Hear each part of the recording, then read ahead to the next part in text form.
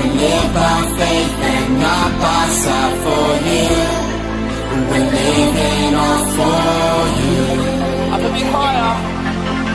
You are the way, the truth, and the life. We live by faith and not by sight. For you, we're living all for you. You are the way. You are the way, the truth, and the life. We live by faith and not by sight. For you, we're living all for you. You are the way, the truth, and the life. We live by faith and not by sight. For you, we're living all for you.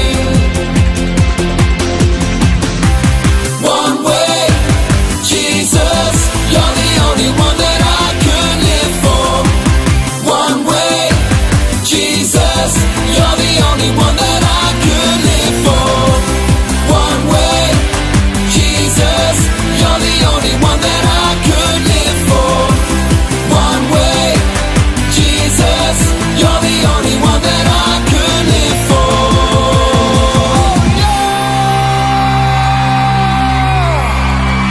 Come on.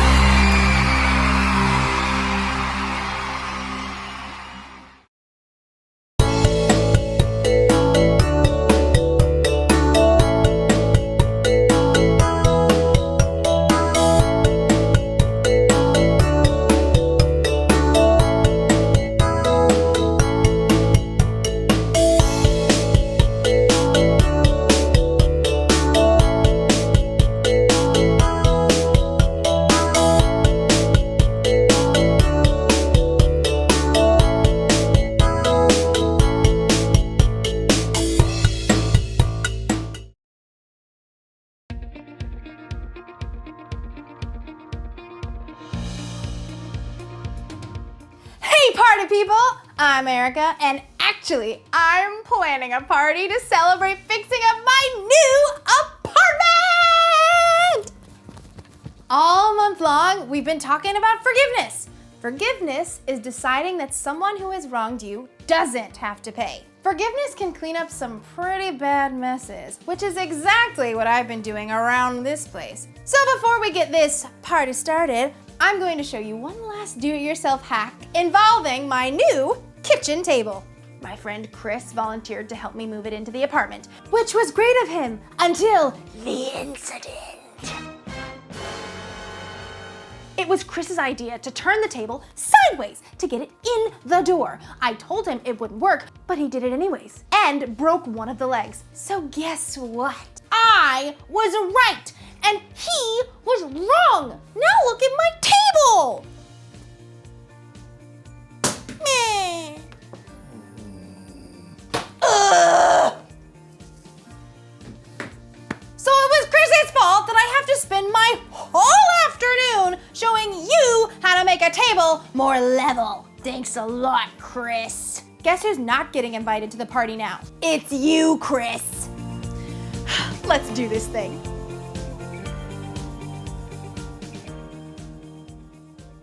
Huh, that was pretty easy, actually. Let's check this out. Test 1. Test 2. Ooh, yay! Last but not least, test 3. Oh man, so pretty good. Don't think that lets you off the hook, Chris. You're still missing out on my party. Today's story is about a guy who wasn't so sure he wanted to party. My party's going to be great, by the way. We're going to have music and games and snacks. And although Chris would usually be the one to bring the snacks, plus he plays the best games and picks really good music. Ugh! If Chris isn't invited, maybe I'll be the one who misses out. The Bible. It's 66 books of history, stories, letters, and poetry that fit together to form God's one big story. The epic adventure of how He created us and loves us so much that He made a way to rescue us.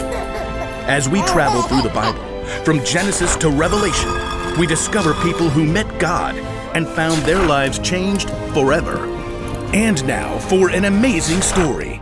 inspired by the book of Luke, chapter 15, verses 21 through 32. When Jesus wanted to share something important, he often told a story to explain what he meant. Now, one day, the religious leaders were grumbling because Jesus chose to bring in outcasts and people who did things wrong. He hangs out with sinners and even, eats with them. Jesus knew their hearts. These men thought they were better than everyone else. So he told them the story of a man and his 2 sons. Now, the youngest son asked for his share of his father's money, and he took off. He spent his money on parties and all other stuff. But then, the money ran out, and he ended up at a miserable job feeding pigs, while he himself starved. Desperate, the young son returned home, planning on begging for mercy and working as a servant. Instead, his father welcomed him with open arms and even planned a party for his lost son in his honor. Ultimately, seemed like a happy ending. But Jesus wasn't finished with the story yet. The older son was in the field.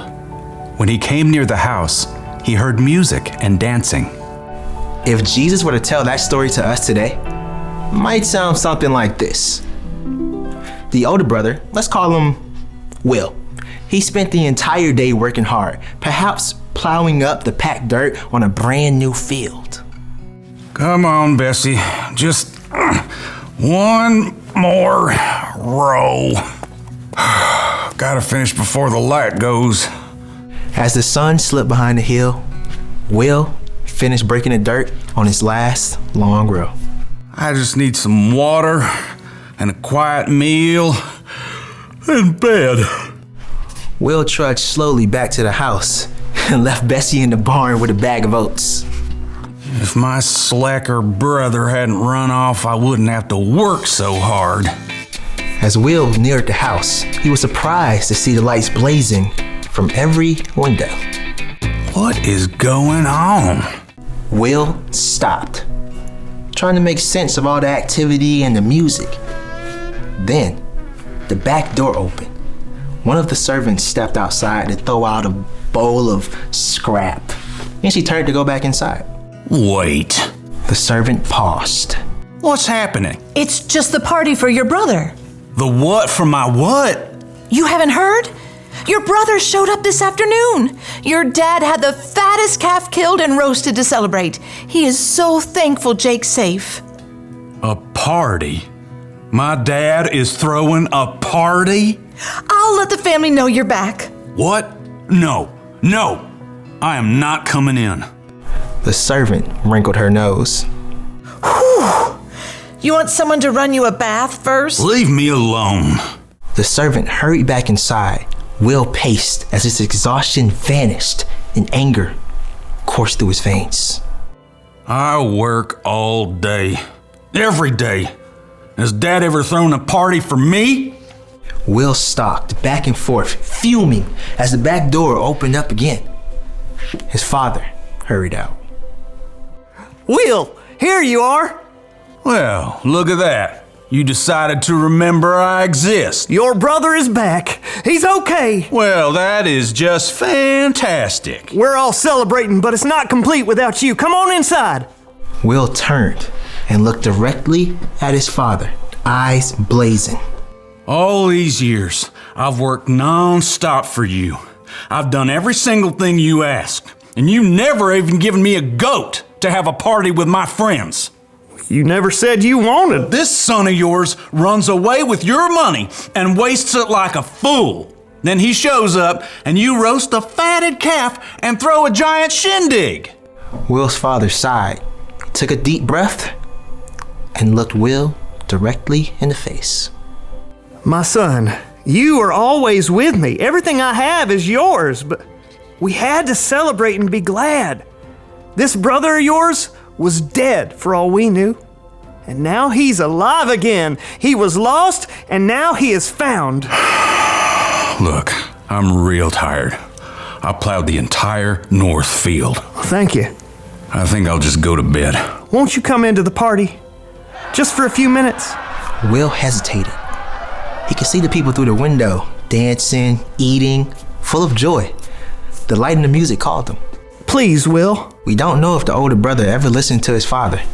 We don't know if he ever forgave his younger brother. We don't know if he chose to go and enjoy the party. But what we do know is that if he stayed outside, he missed out on many good things.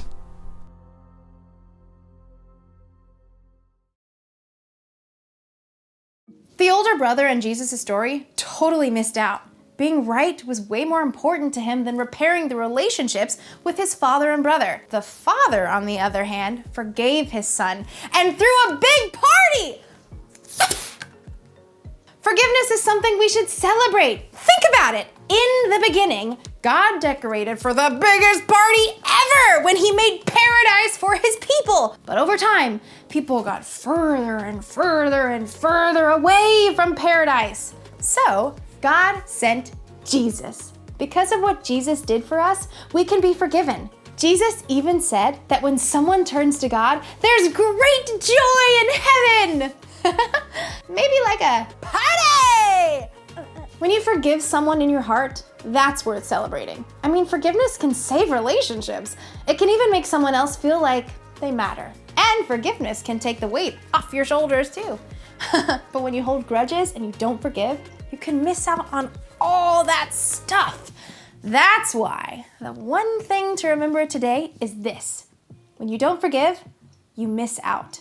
So, of course, I'm going to forgive my friend Chris for breaking my table even though I was right and he was wrong. I don't want to miss out on our party. And I definitely don't want to miss out on our friendship. That's way more important to me than being right. Well, that's all for now. I've got to go get ready for a party. See you around.